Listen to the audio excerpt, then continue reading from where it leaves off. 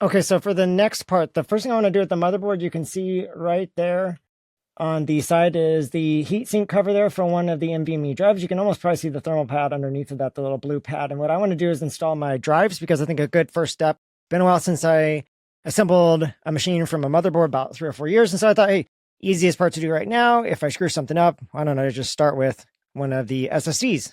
So not as expensive as the CPU. Maybe I should start with a cheaper one, but thought I would start here. And so what I want to do, actually, I want to come back to the motherboard manual because this is just so important here. I can't emphasize this enough. Come over to your manual. And in this case, since it's an M.2 drive, I just want to search through here and look for the word M.2. And I can see all the references here. I can jump to the part of the manual that I care about here for installation. And one of the first parts I want to look at here, zoom in a little bit, is the motherboard layout. And on here, you can see, so I've got one drive up here. This is the one I'm going to insert. And then if I feel like that goes well, I might actually go insert the second one as well, which I'm going to put in M.2 here. It's a 2280 drive in this case, so to come out to here and out to here. So the motherboard layout is a great way to understand what you're going to be taking off. If you look over at the board there, in a minute, I will point out where those are at, but essentially those heatsink covers have to come off. And to take those off, if I just keep searching in here, okay, so there's a section that explains the slots. They're all essentially the same, short of a size difference. First two slots allow 110 drive, the others are max 80. Okay, and then as far as installation, there are nice instructions here. I highlighted some of the things that I think are just important to maybe look at least one time and think about. So if you need to replace something, the thermal pad, you've got instructions for that. A Phillips screwdriver, obviously, is what you're going to need. If you look at the screw, you'll see that. And then as far as M2, 3, and 4, so not the first one, but the others, there will be a part that has to swivel away. I don't know why they put that here because it's actually the next page. The first one, you can see I just removed 2 screws here, top and bottom. Take that off, put the drive in, and put it back on. For the others, the 2, 3, and 4 slots, so for that second slot that I want, which will be right here, I'll need to take all 3 screws off, and I'll need to rotate this thing. I haven't done this yet, so I don't know, but it says I need to rotate it off the board here. I need to be careful not to yank out the M.2 fan header because both of these have a fan connected to them. I don't see anything about that here, but when I get to the board, we'll take a look at that. So rotate that out of the way for the more complex installation of the second one. And then it gives you instructions for how you could do different sizes, what you need to pull off, and parts you need to take out. We'll deal with it when we get over there, but essentially it's just going through the process of taking off the plastic for the thermal pad and finding the right spot for the Q latch, which is what you rotate to lock it in place or release it. So as I mentioned, I think it'd be good to start with something that is a little bit less complicated. So I want to start out with the SSDs, getting these installed here. So there's the 9100 I'm going to install. First one's going to go right here underneath this black heatsink. So I just need to take off. So I just need to use a Phillips screwdriver here. I love that, how I can just rotate that thing and not have to do anything else. There's one. So just pick that up. Underneath that, it's going to be your thermal pad. So you got one on the bottom, one on the top. And then there's your Q latch. It's installed right now. I think I need to remove this one because I want to go down to the full length here. So that's where I got to check the manual again. So you can see right here is the drive that I'm installing here. Here's the socket down here. That'd be right down there. And then up here, I've got the 22-110. So I've got the 110 millimeter Q latch up there. So I'm not going to use that. Instead, I'm going to be using the one at 80, which is pre-punched there, if you will. So that's the one I want. So I don't have to really do anything other than I've got to make sure that that's rotated away so that I can get my drive in. So for my crucial drive here, if I flip it over, you can see there's nothing on the bottom side. There's just chips on the top side.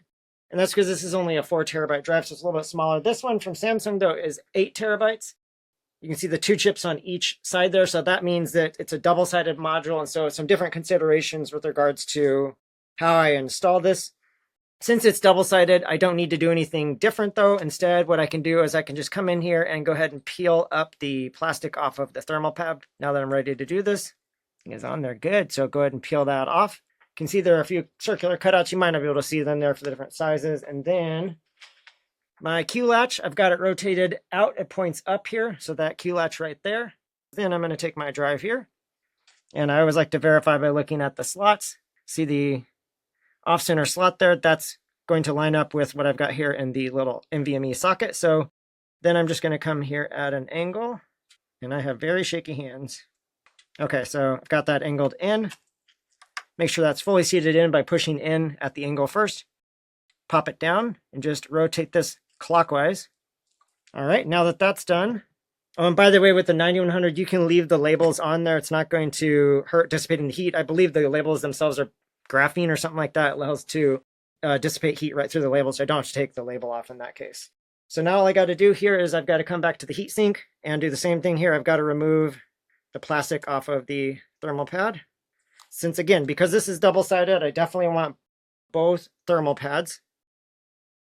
And that's wonderful. I flipped this thing around and I don't know if there's, it looks like it's symmetric, so it looks like I'm okay here, but I then just need to come in and, oh, that's interesting. So the screw here on one end actually goes into the Q latch for the 110 size, by the way. Carefully put that back. And then I'm just going to take a look. It's going to block you from seeing what's going on here, but use my headlamp here and try to take a look from the side if things look like they're contacting well with the chips. Feeling good. I'm checking underneath just to kind of see if I can see the thermal pad making contact with the chips or make sure I'm not bowing the board or anything. Come back to this side, do a little more. I like to just go back and forth so I'm not torquing it one way or the other. Again, just check and make sure nothing is bowing. All right, so now I want to do the second drive if at all possible. It does seem a little bit complicated here, but I like to get in my single module 4 terabyte additional drive. I could wait, but I'm thinking once I have this in the case, it's going to be hard to remove this heatsink on top because they recommend rotating it largely because there's a tiny little fan cable there. What I'd have to do if I put it in the case is probably remove the fan cable because I have to bring the whole thing up. So given the fact that this is outside right now and I have space here and I could easily just throw down another static pad here, I can probably go ahead and just rotate that out onto the static pad and then I would be okay. So I want to do that right now. So I previously did M2_1 right here. That was the first drive I put in under the black heatsink. Now I'm going to come down here and put in this one right here, right below it, straight down below it. So M2_2. I could use any of the sockets in here. Actually, it wouldn't matter. And so to do that, I just need to take off, and let me go big screen here for you. So I just need to take off 3 screws here, 1, 2, and 3, and then I'll figure out how this heatsink comes up because it's a giant heatsink that covers all of them. It is nice that the motherboard comes with all of the heatsinks that you need. By the way, I might loosen most of these without fully taking them off just because I don't want the heatsink jostling around. And so, yeah, you want to rotate down largely because, man, that's going to be a pain in the ass to deal with. I'm just going to set that gently right there so that I don't have to try and take that fan header off. There is a fan header you can remove. It is right. I'm touching it right now. There's the fan header, and it's the little black cable that's like 1 inch long because they couldn't possibly have made it any longer. Maybe they should have made it shorter, actually. Now, the one thing I need to do different on this one, so this drive right here is 4 terabytes, and if you look here, you can see there are only chips on one side. The bottom side is completely flat. There's nothing on it, so it's a single-sided module, and because it's single-sided, you run the risk that if you push down on top with your thermal pad, you push down on these big chips that stick up on top. They kind of stick up right there. See that sticking off there? If you put a thermal pad over the top and you start pushing down on it, and you have nothing underneath to push back up on it, then you're just going to end up pushing the drive down. You're going to bowing it, actually. Like in a, almost like a U shape. There'll be a little bit of a bow to it as it pushes down because there's nothing underneath of it to stop it. So what they've got here is this little square cutout you can see, and it's like, what the heck, what is that for? I've never seen that before, actually. But what it is they've pre-cut a little slot for you to go ahead and insert a little backstop or a little back rubber thing that will allow you to stick a little piece of rubber in there that'll stick up a little bit higher and help push up on the drive so it doesn't bow down, basically. So it makes better contact with that top thermal pad for the chip, the side with the chips. This comes with the motherboard in this case, so I'm sure you could provide your own if you want. It's just a little rubber square. It's hard to see how thick it is, but that's right there. They also have this other variation that's like a rubber circle. If you want to know which one to use, I honestly don't know what the difference is. That first M.2_1 drive, that's where it was referring to the circular one. You can see that little circle, the circular backstop there. For these other sockets, M.2.2, 2.3, and 2.4, the one I'm working with, 2.2 here, in this case, it's got this little cutout here. And so that's what I'll be using with the square M.2 pad. And then, yeah, it's covered right down here. If you're installing a 80 or a 110, which so I've got the 80 single-sided, so I'm single-sided. In that case, peel off the plastic film, and then on the bundled rubber for the M.2, so I guess there's plastic on this one. So I'm going to open this up here. Okay, so it's talking about the little plastic cover right there. I want to peel that off. All right, so it's telling me I need to peel this part off right here. And then I'm going to put that right inside of that hole right there. And so that's just a little more, it actually doesn't stick up anymore. It's just a little more rigid than the thermal pad, so it's less likely that you'll be able to push down into the thermal pad. That's my understanding. I could be completely wrong. That's my understanding of it. Don't quote me. By the way, I am not promising that this is the channel to be following for the perfect advice for doing installs. I've already admitted several times I do this once every like 5 to 10 years.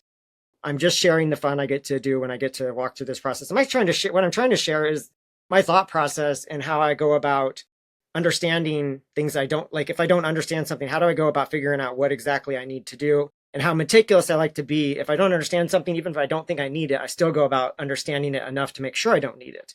So I did that part. I did step D here. That's step D. So I'll just keep going on here.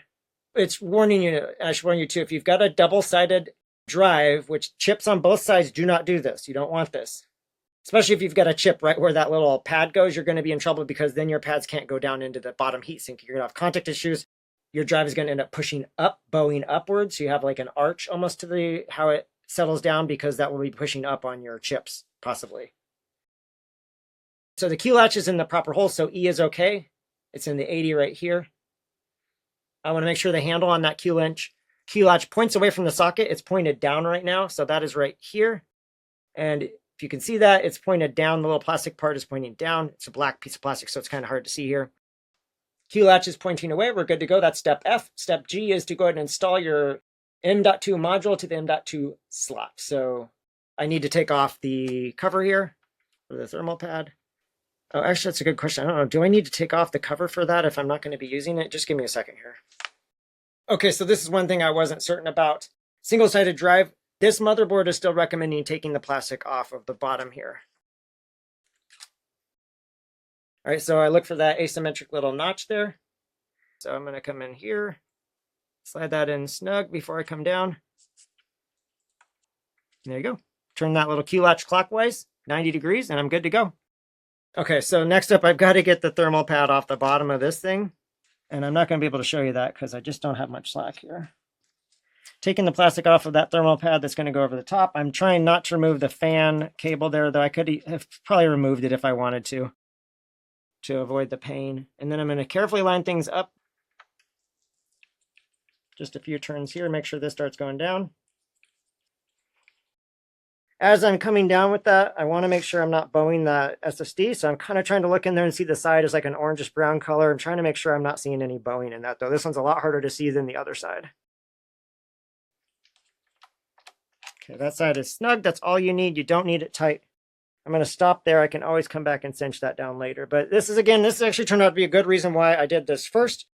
I would never be able to see. I probably would never be able to see. It's possible in my case I got room to see, but I don't know that I'd get my head down low enough in my case to be able to see if that board, the board on the SSD was warped at all. I wish I could show you that. It's probably not going to be something I can show you. Oh, you can see the one up on top. I'll put an arrow on it so you can see it inside of my video editor. You can see the one up on top for sure. And the problem is the one on bottom, you can kind of see it, but really not because the components are in the way of seeing it really good. And if you bow a board, then you run the risk of one of the chips actually was touching because it was nice and flat, and you bow it a little bit, and that chip that's lower down, you can see it gets pulled off, then it's not touching on the bottom of it anymore. So in addition to maybe breaking things over time, you are removing your contact. You're getting rid of some of your ideal contact you would otherwise have. Okay, we're going to stop there. There are the SSDs. Woo, hooray!